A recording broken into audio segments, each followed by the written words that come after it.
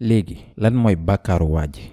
defu ko, dafay tiitaru, dafa tàmm di tuutal nit ñi, dafa am alal gu bari, du ko mës a sarax ñeneen ñi, dafay dajale rekk topp di ko wàññi di ko lim. looloo tax benn ci saar yu gën a gàtt te mu nekk ci mujj alxuraan bi, alxumaza lumaza waylul li kulli humazatil lumaza. kan mooy humaza bi ak lumaza bi?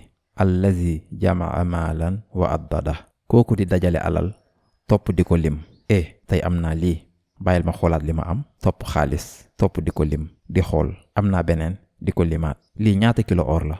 ñaata gram la? bis bu ne muy lim di lim.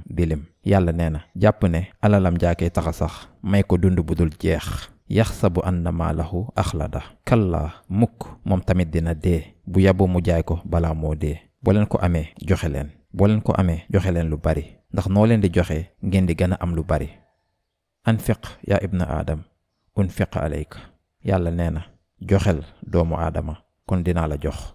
allahu akbar, allahu akbar. ndax dégg ngeen lu yàlla wax? bëgg ngeen dafay am yoon, dafa am doxalin, dafa am lu ci nekk. mooy lan? jox ñeneen ñi. boo leen bëggee jox leen ñeneen ñi. waaye nit mënul loolu. am naa xaalis, am naa lu bari, bàyyil ma denc ko. waaye loolu jur lu bari. joxe leen tuuti ngeen xool ni di ngeen am lu ko ëpp. joxe leen subhaanallah. maa naqasa maalun min sadaqa, yonente bi sallallahu alayhi wa sallam nee na alal mësul wàññeeku ndax sarax bi ngeen di joxe. yàlla daf leen di gën a yokkal subhaanallah.